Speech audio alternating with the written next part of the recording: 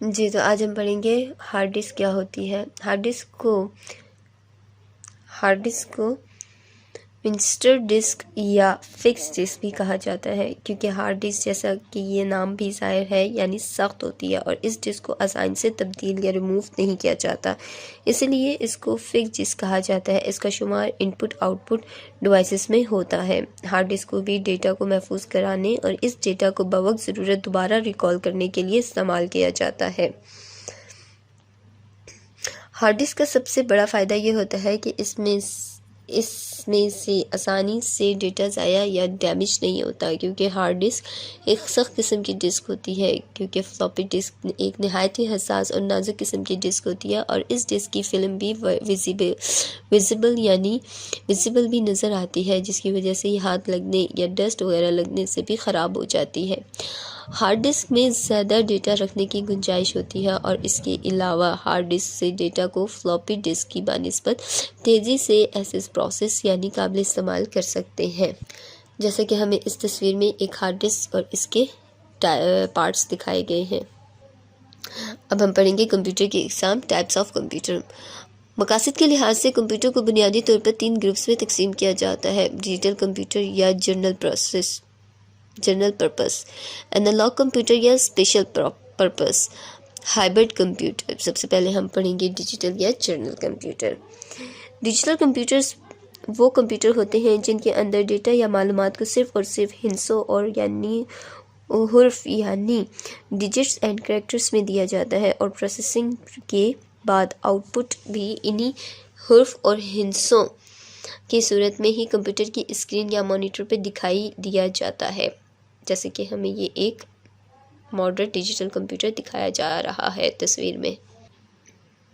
ایسے کمپیوٹرز کو کئی ناموں سے یاد کیا جاتا ہے، جیسے personal computer, general purpose computer, اور ان کمپیوٹرز کو یہ نام اس لیے بھی دیے جاتے ہیں کیونکہ اس قسم کے کمپیوٹر گھریلو بجٹ بنانے کے لیے، روزمرہ کے کام، آفس میں ٹائپنگ وغیرہ، اور اس کے علاوہ بھی بچے اور بھی کمپیوٹر کے اپنے مقاصد یعنی گیم کھیلنے کے لیے بھی اور کاؤنٹنگ سیکھنے کے لیے بھی استعمال کرتے ہیں۔ یہی وجہ ہے کہ ایسے کمپیوٹرز کو جن پرپس یعنی عام مقاصد کے لیے استعمال کیا جاتا ہے، اور عام طور پر اس قسم کے کمپیوٹر کم و بیشتر ہر جگہ استعمال کیے جاتے ہیں۔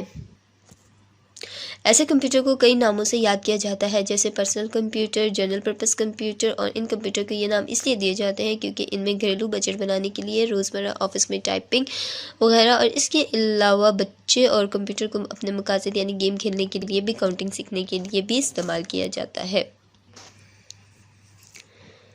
یہ ہو جائے کہ ایسے کمپیوٹرز کو جنرل پرپس یعنی عام مقاصد کے لیے استعمال کیا جاتا ہے، اور عام طور پر اس قسم کے کمپیوٹر کم و بیشتر ہر جگہ استعمال کیے جاتے ہیں۔ اس کے بعد ہم پڑھیں گے انالوگ کمپیوٹر۔ انالوگ کمپیوٹر کیا ہوتے ہیں؟